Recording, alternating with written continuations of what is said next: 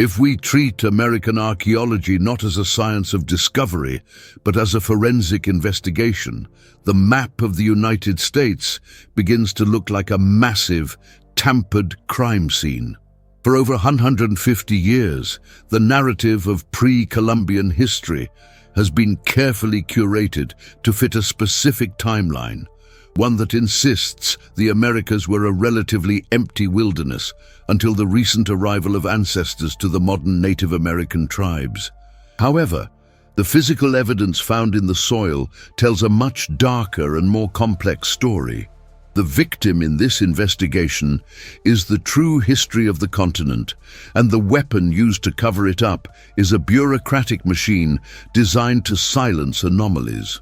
We are not talking about a few isolated hoaxes or mistaken identities. We are looking at a century-long pattern of behavior where evidence is seized, sequestered, and eventually destroyed.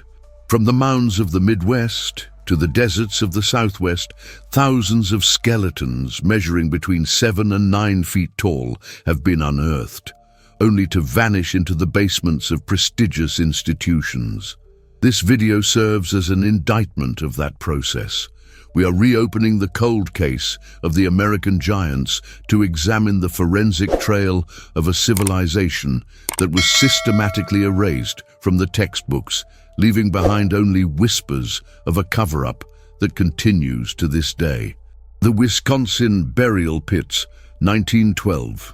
In May of 1912, a discovery was made at Lake Delavan, Wisconsin, that should have fundamentally altered our understanding of human history in North America. Unlike many other finds of the era, which were made by farmers or construction workers, this excavation was overseen by researchers from Beloit College and Phillips Academy. These were not amateurs seeking fame.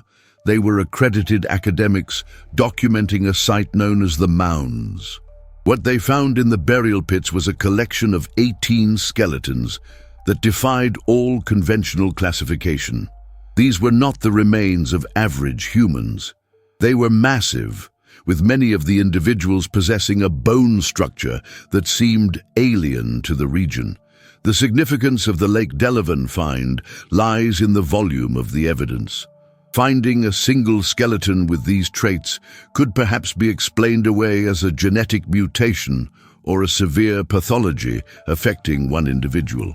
However, finding 18 skeletons with the exact same physiological traits suggests a stable breeding population. It implies that a distinct race of people, characterized by immense height and unique cranial features, lived and died together in a community. This was a tribe of giants living alongside or perhaps ruling over the ancestors of the modern Native Americans. The regularity of the features confirms that this was a genetic lineage, not a collection of freaks assembled for burial. Despite the academic pedigree of the excavators and the detailed reports published in newspapers like the New York Times, the physical evidence from Lake Delavan has effectively vanished. You cannot walk into a museum in Wisconsin today and view these sloping skulls. Following the excavation, the remains were reportedly sent to the local museums or college archives, after which the trail goes cold. This disappearance fits the standard operating procedure for such finds. The initial excitement of discovery is quickly followed by a vacuum of silence, where the artifacts are catalogued, boxed, and buried in the back of a warehouse, never to be seen again by the public or independent researchers. The San Diego Giant, 1895. In the annals of lost American history, few cases are as baffling or as well documented as the San Diego Giant. Discovered in 1895 by a group of prospectors, this was not merely a skeleton, but a mummified body that stood a staggering 8 feet, 4 inches tall. The mummy was incredibly well preserved, with skin that was described as resembling old parchment stretched tight over a massive frame. The sheer visual impact of the body was undeniable. It was a towering figure that required no imagination to reconstruct. It was put on display, drawing crowds and catching the attention of the scientific community, who were initially eager to study what appeared to be the most significant anthropological find of the century. The initial authentication of the body came from high places. Professor Thomas Wilson, a curator for the Department of Prehistoric Anthropology at the Smithsonian Institution, examined the mummy alongside other scientists. They performed physical tests, including examining the skin pores and the structure of the withered muscle, and initially declared it to be genuine. The detail was simply too precise to be a fabrication. The proportions of the ribs, the density of the bones, and the natural desiccation of the flesh all pointed to a real human corpse of impossible size. For a brief moment it seemed that the existence of a giant race in prehistoric California was about to be accepted as scientific fact. However, as the fame of the San Diego giant grew, the narrative took a sudden and suspicious turn. The Smithsonian, perhaps realizing the threat this anomaly posed to the established evolutionary timeline, suddenly reversed its stance. The same institution that had shown interest now declared the mummy to be a sophisticated hoax made of gelatin and animal skin. This explanation, while convenient for skeptics, was technically absurd.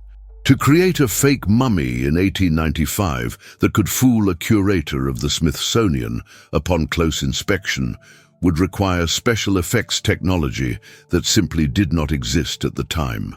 The gelatin theory was a clumsy attempt to dismiss the evidence without having to address the biological reality of the corpse. Alois Hrdlicka, the Smithsonian's enforcer. Every crime scene needs a cleaner. And in the story of American archaeology, that role was played by Alois Hrdlicka. As the curator of the Division of Physical Anthropology at the Smithsonian National Museum from 1910 to 1941, Hrdlicka was the most powerful man in the field. He was a brilliant but rigid dogmatist who held an iron-grip belief in the Bering Strait theory, specifically arguing that humans had only arrived in the Americas a few thousand years ago. To Hrdlicka, the idea of an ancient, distinct race of giants was not just a scientific error, it was a personal insult to his life's work. He became the gatekeeper through whom all major discoveries had to pass, and he ensured that nothing passed that contradicted his timeline. Hrdlicka developed a notorious reputation for traveling to excavation sites where anomalous bones had been reported. These trips were essentially raids designed to confiscate and neutralize evidence. When local doctors or farmers reported giant skeletons, Hrdlicka would arrive, inspect the bones for a few moments, and immediately declare them to be pathological. He would argue that the immense size was due to gigantism, or that the strange skull shapes were the result of cradle boarding or earth pressure crushing the bones. He rarely conducted detailed lab work on these specific finds. His dismissals were immediate and authoritative, relying on his status to silence the local amateurs who had made the discovery. The Hrdlicka effect on American archaeology was devastating. Because the Smithsonian controlled the funding and the prestige, no local museum wanted to cross him. If Hrdlicka said a skeleton was just a big Indian, that is how it was labeled. But the accusations against him go darker than mere misclassification.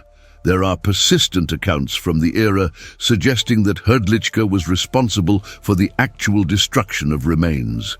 When skeletons were shipped to DC that were too large or too strange to easily explain away, it is alleged that they were simply disposed of, incinerated or dumped to keep the collection pure. This was not science, it was dogma enforcement. By controlling the physical evidence, Hrdlicka ensured that future generations of anthropologists would only have access to the data that fit his theory. He effectively bottlenecked the history of the continent, filtering out the giants and the anomalies until the official record looked exactly the way he wanted it to. Today, when skeptics ask, "Where are the bones?" the answer is likely that they were once in the hands of Alois Hrdlicka, a man who viewed them as pollution in the pristine narrative of the New World. The copper armor anomaly. When investigators arrive at a crime scene, they look for physical objects that don't belong, items that contradict the alibi of the suspect. In the case of ancient America, that object is copper. Specifically, the massive quantities of pure copper mined from the Upper Peninsula of Michigan and the Isle Royale region thousands of years ago. Standard archaeology admits that millions of pounds of copper were extracted, but it struggles to explain where it all went or who had the logistical capacity to mine it on an industrial scale. The smoking gun connects this mining operation directly to the giants, as the most significant skeletal finds in the Midwest are frequently discovered not just in dirt, but encased in elaborate copper armor. Throughout the late 19th and early 20th centuries, burial mounds in Ohio, Michigan, and Wisconsin yielded skeletons of immense stature wearing heavy copper breastplates, helmets, and bracelets. These were not merely decorative trinkets, they were functional armor designed for combat.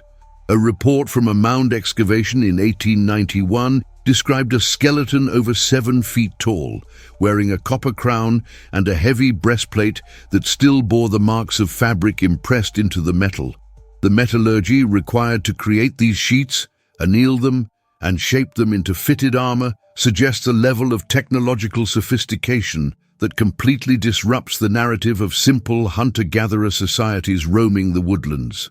The crime committed by the archaeological establishment here is the deliberate separation of the artifact from the owner. Museums are often happy to display the copper artifacts, the beads, the plates, and the tools, because they can be labeled as ceremonial objects of the Hopewell or Adena cultures. However, the skeletons that were wearing these objects are systematically removed from the picture. By separating the giant bones from the advanced metalwork, institutions successfully strip the context from the find. They present the copper as a mysterious trade good rather than the military equipment of a genetically distinct ruling class that physically dominated the region. This separation creates a sanitized version of history. If the public were to see an 8-foot skeleton displayed wearing a fitted copper helmet and wielding a 20-pound axe, the implications would be undeniable. It would suggest a kingdom, a hierarchy, and a war. By hiding the bones and only showing the metal, the establishment maintains the illusion of a primitive past. The copper mines of Michigan remain one of the greatest unsolved mysteries of the ancient world, but the answer likely lies in the crates of oversized bones that were stripped of their armor and hidden away, leaving the armor to sit alone in glass cases as silent witnesses to a forgotten empire. The oversized vaults, the Smithsonian warehouse, every great mystery eventually leads to a locked room, and in the investigation of the American giants, that room is the Smithsonian's Museum Support Center in Suitland, Maryland. This sprawling complex is where the vast majority of the institution's anthropological holdings are kept, literally millions of artifacts that will never see the light of day.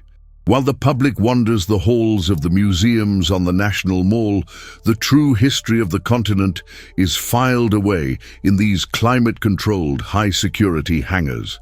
It is here, according to decades of whistleblower testimony and leaked reports, that the oversized specimens collected during the Hrdlicka era were interned. One of the most damning accounts regarding these vaults comes from Ivan T.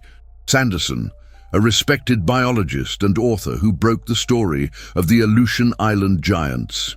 During World War II, engineers building an airstrip on the island of Shemya accidentally bulldozed a group of hills and uncovered a massive burial ground. The engineers reported finding skulls that measured 22 to 24 inches from base to crown, significantly larger than the average human skull. They were not merely big, they were elongated and possessed the double dentition anomaly often cited in other reports. Sanderson received detailed correspondence from one of the engineers who claimed that the Smithsonian was immediately contacted to collect the remains. When Sanderson later queried the Smithsonian for the data on these Aleutian giants, he was met with a wall of denial. The institution claimed no such record existed. However, Sanderson, who had contacts within the scientific community, claimed that insiders confirmed the bones had indeed been received and were deposited in the oversized section of the warehouse. The strategy was simple: deny the event ever happened, classify the paperwork, and rely on the fact that no civilian could ever get a warrant to search the federal archives. The sheer volume of crates in these storage facilities allows for any number of lost items to remain hidden in plain sight, buried under a century of bureaucratic paperwork. Today, these vaults are more impenetrable than ever due to modern repatriation laws. The Smithsonian and other federally funded museums are legally required to return Native American remains to tribes, which provides a convenient legal shield. If a researcher today asked to see the giant bones, the museum can simply claim that those specific remains are part of a sensitive repatriation catalogue and are restricted from view. This creates the perfect archaeological crime. The evidence was stolen from the public trust 100 years ago, hid in a warehouse, and is now protected by federal law that prohibits anyone from opening the box. The vaults remain closed, and the giants remain a secret. After reviewing the forensic evidence, the thousands of newspaper reports, the sworn affidavits of early excavators, the anomalies of the copper armor, and the suspicious behavior of the Smithsonian, the verdict is damning. We are not looking at a series of random mistakes, but at a coordinated effort to maintain a specific version of history. The archaeological crime scene of the Americas has been scrubbed clean. The bodies were removed, the artifacts were separated from their owners, and the witnesses were discredited. The absence of these giant skeletons in modern museums is often cited as proof they never existed. However, in the context of this investigation, that absence is the final piece of evidence. It proves the effectiveness of the cleanup operation. The history books we read today are not a record of what actually happened. They are a plea bargain, a negotiated narrative that was deemed safe for public consumption. Until the vaults are opened and the Powell Doctrine is overturned, the true giants of America will remain the ultimate cold case, waiting in the dark for a jury that may never come.